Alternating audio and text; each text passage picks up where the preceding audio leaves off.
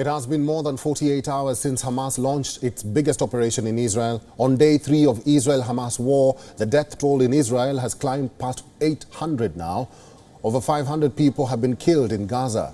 The Israeli defense minister has announced a complete siege of Gaza, cutting off food, power and fuel supply to Gaza. Israeli authorities have claimed to have hit more than 1,000 targets in Gaza and has stationed its tanks and drones on the bordering fence between Israel and Gaza and also Israel and Lebanon.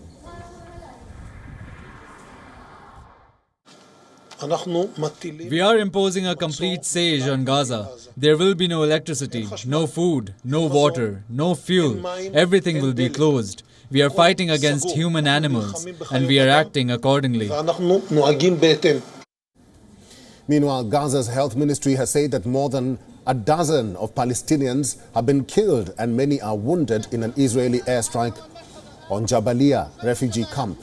While the Israeli forces are claiming that a number of suspects infiltrated into Israeli territory from Lebanon, the Israeli Defense Ministry has said that the situation in southern pockets of the nation has calmed down. But there are still unsecured pockets where fighting is still going on.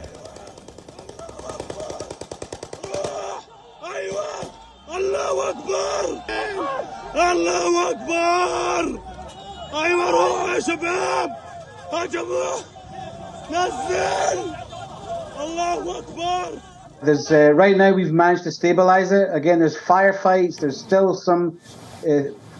a certain level of fog, but we are focused now in taking care of the terrorists. So it was important for me to come on and say that we've more or less stabilized the control in all the communities around Gaza. There's 2 last small pockets of people fighting. Reports say Hamas fighters continue to rampage through Israeli towns. A member of the United States Foreign Relations Committee who was in the country to attend the Abraham Accords summit shared his chilling account of taking refuge in a bomb shelter.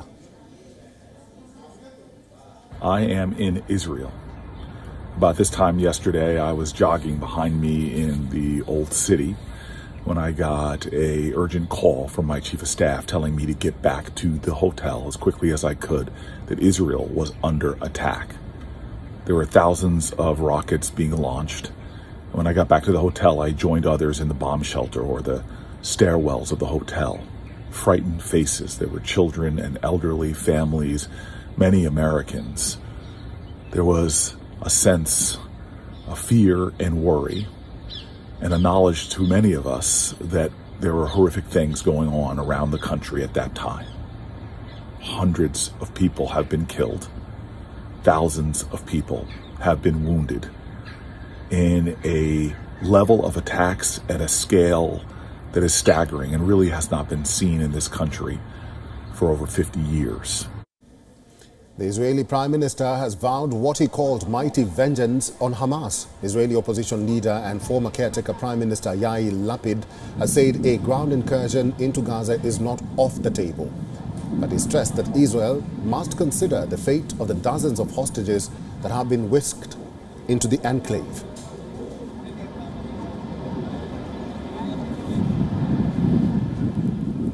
WION is now available in your country. Download the app now and get all the news on the move.